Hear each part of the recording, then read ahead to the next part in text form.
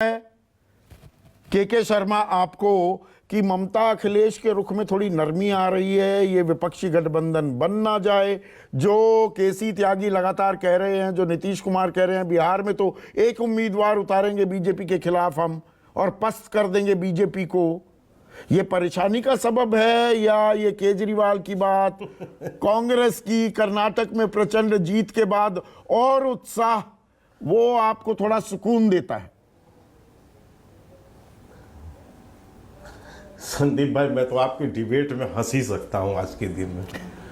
इसलिए हंस सकता हूं केवल क्योंकि अभी अभी मेरी बहन अलका जी ने जो स्टेटमेंट दिया, वो स्टेटमेंट में बंगाल से लेके, दिल्ली से लेके, उत्तर प्रदेश से लेके, पंजाब से लेके सब पर अपनी राय स्पष्ट कर दी।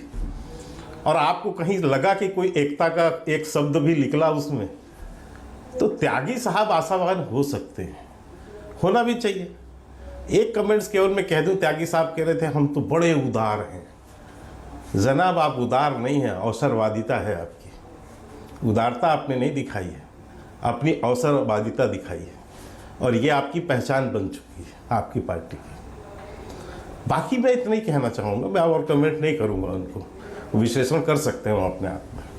अलका जी ने सब अभी सुना। नहीं, वो अवसरवादी तो थोड़ा सा, दो दिन पहले भी एक डिबेट हुई। एक मिनट के अवसरवादिता तब नहीं होती, ये बाप बेटी ने भ्रष्टाचार में पूरा लूट लिया राज्य को। उसी के साथ कश्मीर में मैं मुफ्ती मोहम्मद सईद, महबूबा मुफ्ती की बात कर रहा हूँ, आप सरकार बना लेते हैं।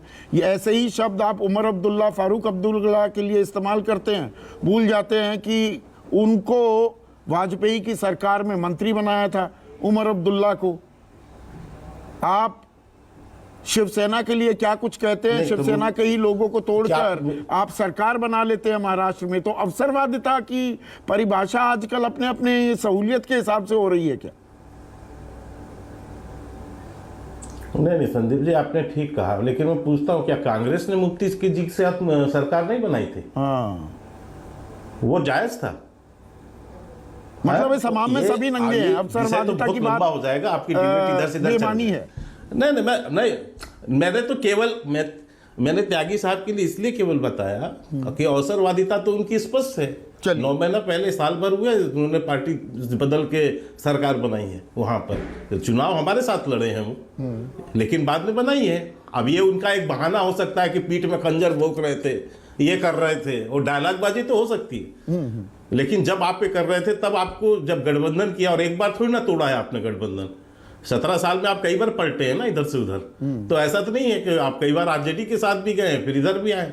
खैर, मैं उस पर वो अलग बहस हो जाएगी। मैं इतना ही कह रहा हूं, ये 200 सीट का मसला क्या है? और बड़ा अच्छा आपने विश्लेषण बताया कि कांग्रेस वहां लड़े, जो ममता जी कह रही है कि 200 सीट पे लड़े, 200 सीट पे उसको लड़ना चाहिए। अब त्यागी साहब ने अपने विश्लेषण में बता दिया कि वो 200 सीट कौन से हैं। 17 राज्य ऐसे हैं जो संदीप भाई, जिसमें अधिकांश राज्य ये नॉर्थ इंडिया के हैं, जिसमें कांग्रेस जो है 0 सीट पर है। लोकसभा में एक भी उनका जो है सदस्य नहीं है, वो सांसद नहीं है। 7 राज्य ऐसे हैं जहां पर कांग्रेस के केवल एक सीट है, एक। और इसके अलावा जो है सिर्फ केरला एक ऐसा राज्य है जहां पर कांग्रेस पार्टी डबल डिजिट पर है। अब आप ये बताइए कि 200 सीट जो कह रहे हैं कांग्रेस को लड़ने के लिए, तो 200 सीट वो यहां लड़ेंगी ना, इन राज्यों में लड़ेंगे ना, जहां पर उनके खाते। तो वही मजबूती आप बरकरार किए हुए हैं, और बाकी जगह तो ममता बनर्जी क्या है? वही मजबूती बरकरार किए हुए हैं क्या? बिल्कुल। अब आप 2018 का उदाहरण देंगे कि वो 3 राज्य कांग्रेस जीत गई थी, पर हम लोकसभा में हम पलट देते हैं खेल। पर राजनीति का खेल भी पलट रहा है क्या? 130, 35, 40, 150 से नीचे सीटों की आप बात नहीं कर रहे थे। 65 सीटों पर आप सिमट गए कर्नाटक में। और ऐसे मुद्दों पर, जिन मुद्दों को आपकी यूएसपी माना जाता था, उन्हें बजरंग बली और हिंदू मुसलमान करने की आपने कोशिश की, लेकिन कहीं ना कहीं महंगाई, बेरोजगारी, भ्रष्टाचार, उन्होंने आपकी नैया डुबो दी। नहीं, ठीक है, एक जनता का जनादेश है, उसे हमने स्वीकारा है निश्चित तौर से। लेकिन हमारा वोट परसेंट वहां से खत्म नहीं हुआ ना सर। 36% पिछली बार भी थे, 36% इस बार भी है, इंटैक्ट हैं। उसी जो है कर्नाटका से हम 28 में 26 सीट लोकसभा की जीत कर आए हैं और जनता ने हमें मैंडेट दिया है वहां से। तो ये कहना कि आज हमारा कोई वोट बैंक वहां खत्म हो गया है, दक्षिण तो ये तो स्थिति है नहीं। दक्षिण दूसरी पर बात मैं ये बीजेपी कहता मुक्त हूं, हो गया सुन लीजिए, विधानसभाओं के मुझे मामले कहने में। दीजिए थोड़े जी।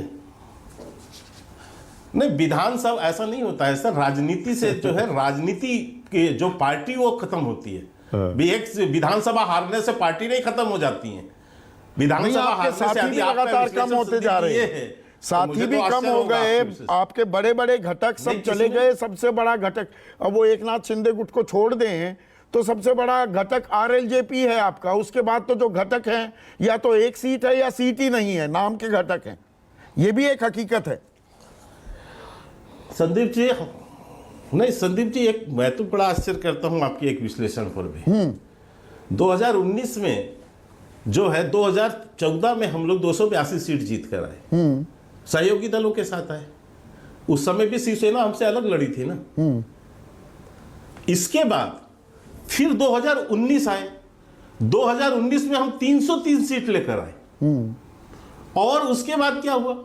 नहीं, उसमें इसके बाद भी हमने अपने सहयोगी उसमें दलों को समर्थन मिल मंत्रिमंडल जाता है में ना, स्थान जो दिया। सहयोगी दल होते। सुन लीजिए, आपने सही बात कही, एक मिनट नहीं, रोक सुन रहा हूं। लीजिए। देखिए, बड़े राज्य होते हैं। 2019 में शिवसेना आपके साथ थी ना महाराष्ट्र में, तो वो साथ में जी जुड़ जाता है वो अरिथमेटिक। बिहार में आप जेडीयू के साथ लड़े ना, तो 40 में से 39 जीत पाए, तो जेडीयू का वोट बैंक भी आपकी तरफ आया। यही काम पंजाब में भी हुआ। इन चीजों को आप इग्नोर थोड़ा कर सकते हैं। ये बड़े घटक अब आपके साथ नहीं है। सर, संदीप भाई एक चीज मुझे एक समझा दीजिए आप, कि जो 39 सीट जीते जिसमें 16 सीट जेडीयू जीती, वो क्या किसके बल पर जीती? आपके बल पर भाई, यदि मानता ये हूं मैं आपसे ये। इसी बात को पलट के पूछूं हाँ, कि क्या नहीं, क्या मोदी जी के नेतृत्व में वोट मांगा गया या नीतीश कुमार के वोट नाम पर मांगा? पर दोनों वोटों का जुड़ाव किसके हुआ नेतृत्व ना, में मिला? उनमें से आज जो एक दबाव JDU हट गया आपके साथ से। सुन लीजिए सर, मेरी बात। सर, मैं यही तो कह रहा हूं आपको कि आप हटें, इसके बाद भी चुनाव होने दीजिए। लड़े तो हम मोदी जी के नेतृत्व में ना। हाँ, अब मोदी जी के नेतृत्व पे ही हमारा हुआ। नीतीश जी के नेतृत्व में लड़े तो जेडीयू कहां पहुंच गई और हम कहां निकल गए। तो मतलब आप ये क्यों आपको नहीं देख रहे चिंता का कोई और यही सबब आपके शिवसेना के सामने साथ पेश हुआ। नहीं आ रहा है। सिर्फ- संजय सराफ, आप भी इतने ही मुतमईन